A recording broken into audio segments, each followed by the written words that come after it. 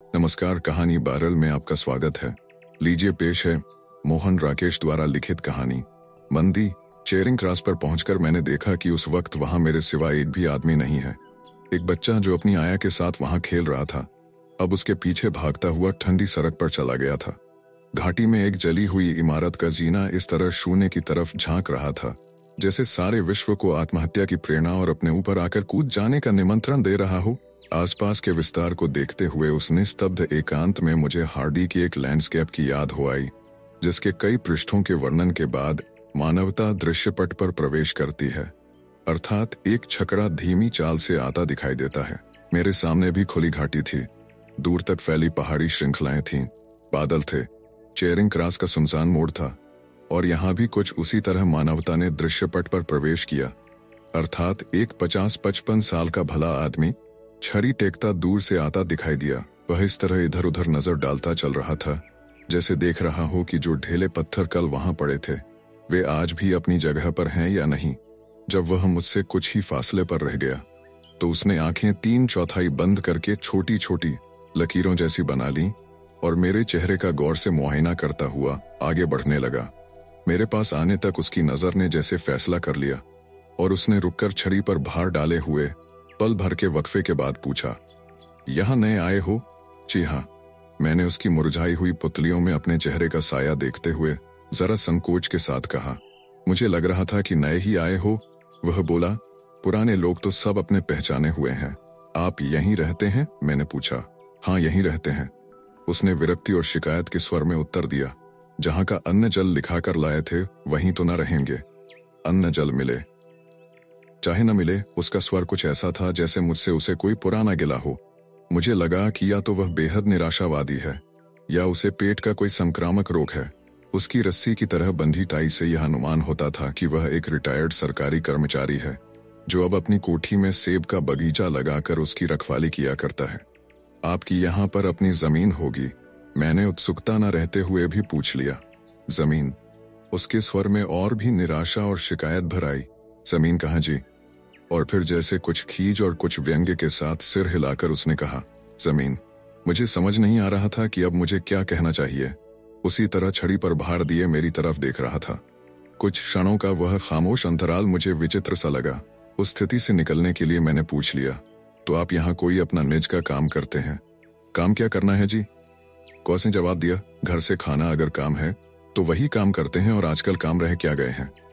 हर काम का बुरा हाल है। मेरा ध्यान पल भर के लिए जली हुई इमारत के जीने की तरफ चला गया। उसके ऊपर एक बंदर आ बैठा था और सिर खुजलाता हुआ शायद यह फैसला करना चाह रहा था कि उसे कूद जाना चाहिए या नहीं। अकेले आए हो? अब उस आदमी ने मुझसे पूछ लिया। जी हाँ, अकेला ही आया हूँ, मैंने जवाब दिया। आजकल यहाँ आता ही कौन है? वह बोला, यह तो बियाबान जगह है, सैर के लिए अच्छी जगह हैं शिमला, मंसूरी वगैरह। वहां क्यों नहीं चले गए?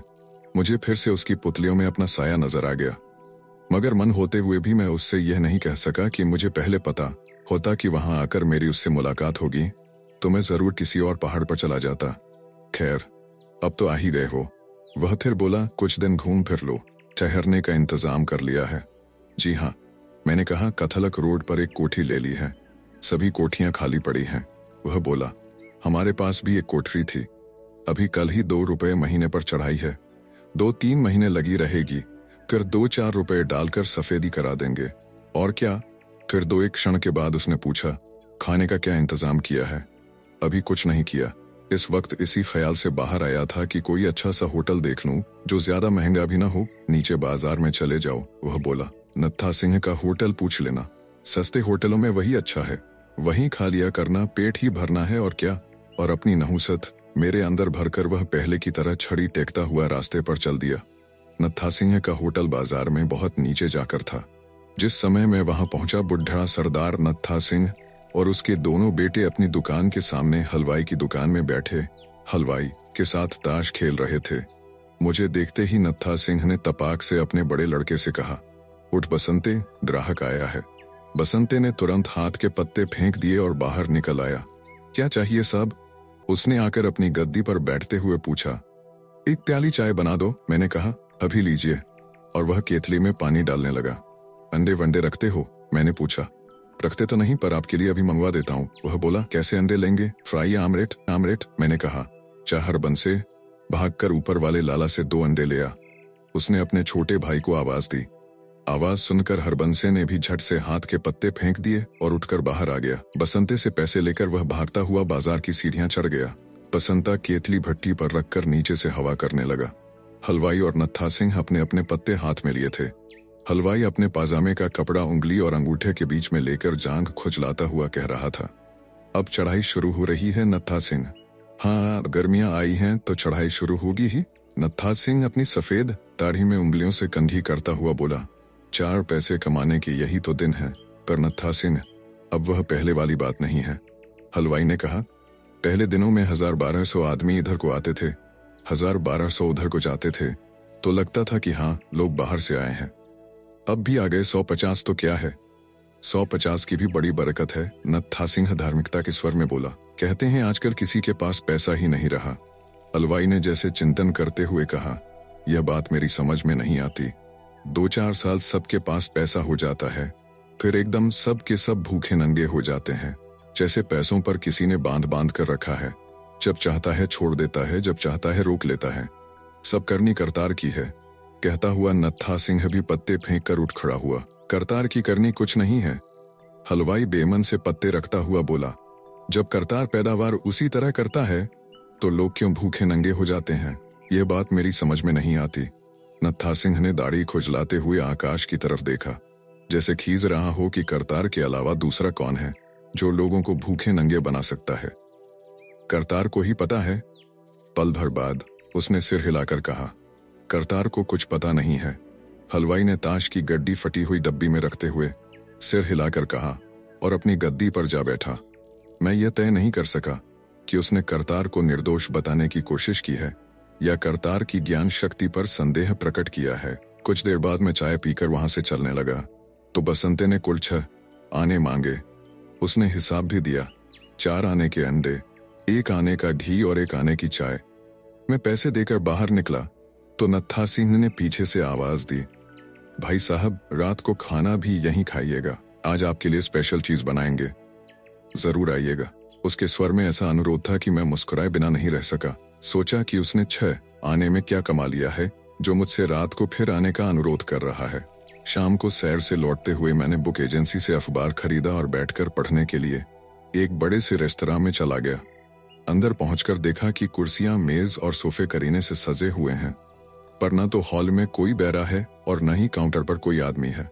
मैं एक सोफे पर बैठकर अखबार पढ़ने लगा। एक कुत्ता जो उस सोफे से सटकर लेटा था अब वहां से उठकर सामने के सोफे पर आ बैठा और मेरी तरफ देखकर जीभ लपल पाने लगा। मैंने एक बार हल्के से मेज को थपथपाया, बैरे को आवाज दी, पर कोई इंसानी सूरत सामने नहीं आई।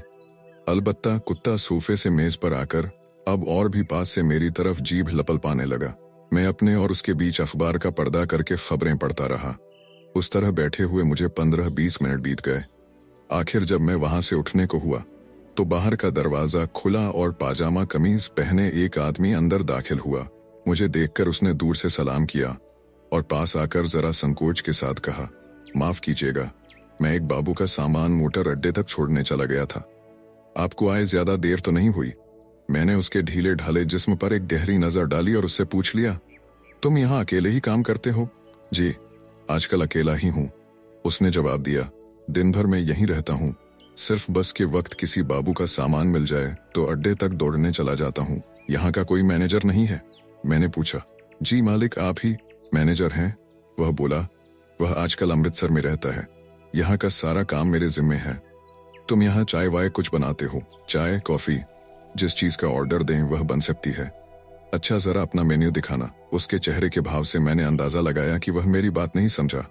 मैंने उसे समझाते हुए कहा, तुम्हारे पास खाने पीने की चीजों की छपी हुई लिस्ट होगी, वह ले आओ। अभी लाता हूँ जी, कहकर वह सामने की दीवार की तरफ चला गया और वहां से एक गत्ता उतार लाया। देखने पर मुझे पता चला कि वह उस होटल का लाइसेंस है। यह तो यहाँ का लाइसेंस है। मैंने कहा, जी, छपी हुई लिस्ट तो यहाँ पर यही है। वह असमंजस में पड़ गया।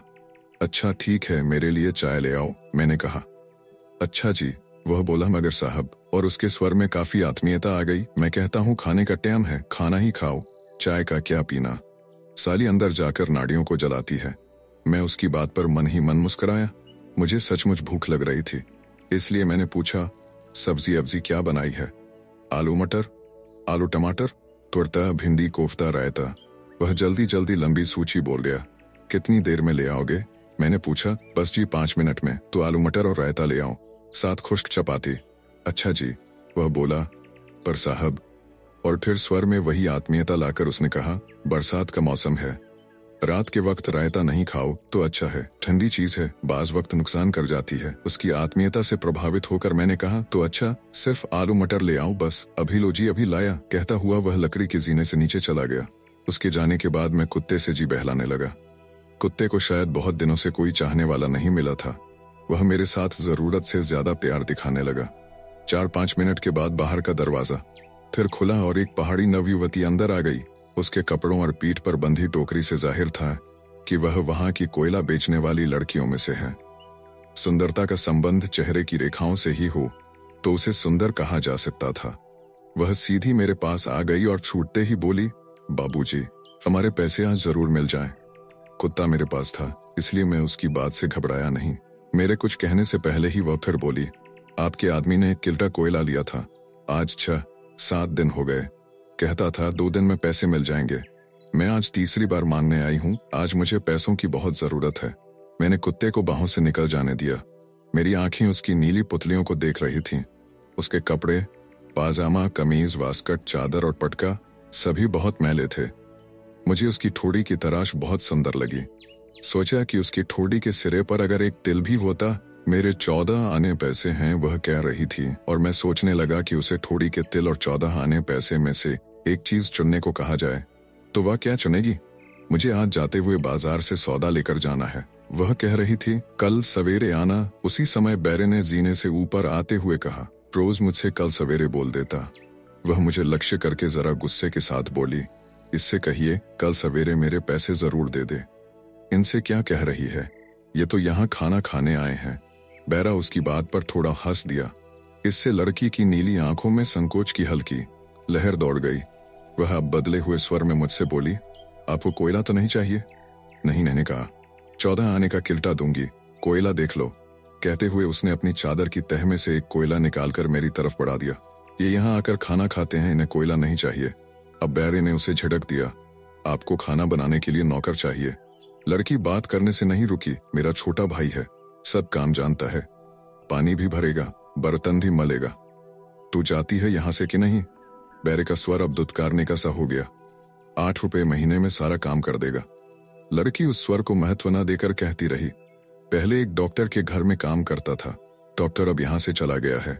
बैरे ने अब उसे बांह से पकड़ लिया और बाहर की तरफ ले जाता हुआ बोला, चल चल जाकर अपना काम कर, कह दिया है, उन्हें नौकर नहीं चाहिए, फिर भी बके जा रही है। मैं कल इसी वक्त उसे लेकर आऊंगी। लड़की ने फिर भी चलते चलते मुड़कर कह दिया। बैरा उसे दरवाजे से बाहर पहुंचाकर पास आता हुआ बोला, कमीन जात, ऐसे गले पड़ जाती हैं कि बस। खाना अभी कितनी देर में लाओगे? मैंने उससे पूछा।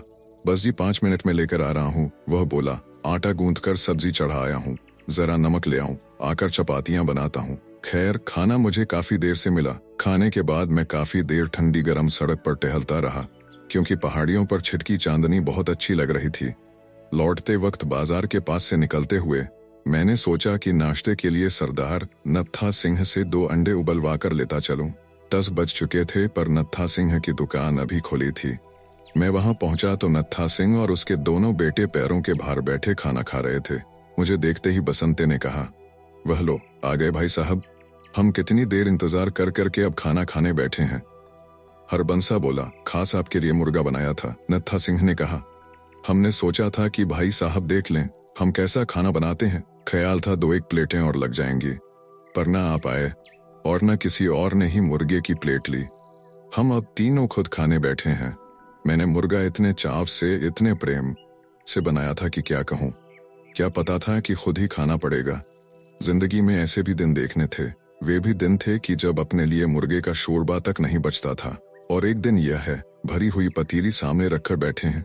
कांट से 3.5 रुपए लग गए, जो अब पेट में जाकर खनकते भी नहीं।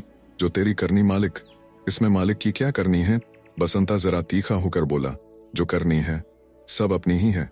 आप ही को जोश आ रहा था कि चढ़ाई शुरू हो गई है, लोग आने लगे हैं, कोई अच्छी चीज बनानी चाहिए। मैंने कहा था कि अभी 8-10 दिन ठहर जाओ, जरा चढ़ाई का रुख देख लेने दो, पर नहीं माने। हट करते रहे कि अच्छी चीज से मुहूर्त करेंगे तो सीजन अच्छा गुजरेगा। लो, हो गया मुहूर्त। उसी समय वह आदमी जो कुछ घंटे पहले मुझे चेरिंग क्रॉस पर मिला था, मेरे पास आकर खड़ा हो गया। अंधेरे में उसने मुझे नहीं पहचाना और छड़ी पर भार देकर नत्था सिंह से पूछा। नत्था सिंह एक ग्राहक भेजा था, आया था? कौन ग्राहक? नत्था सिंह चिड़े मुरझाए हुए स्वर में बोला। कुंघराले बालों वाला नौजवान था, मोटे शीशे का चश्मा लगाए हुए। ये भाई साहब खड़े हैं। इससे पहले कि वह मेरा और वर्णन करता, नत्था सिंह ने उसे होशियार कर दिया। अच्छा, आ गए हैं, उसने मुझे लक्ष्य करके कहा और फिर नत्था सिंह की तरफ देखकर बोला। तो ला नत्था सिंह, चाय की प्याली पिला। कहता हुआ वह संतुष्ट भाव से अंदर टीन की कुर्सी पर जा बैठा। पसंता भट्टी पर केतली रखते हुए जिस तरह से बुदबुदाया, उससे जाहिर था कि वह आदमी चाय की प्याली ग्राहक भेजने के बदले में पीने जा रहा है। आप सुन रहे थे कहानी बैरल से मोहन राकेश द्वारा लिखित कहानी मंदी। वीडियो पसंद आया तो इसे लाइक करिए और चैनल को भी सब्सक्राइब कीजिए। धन्यवाद।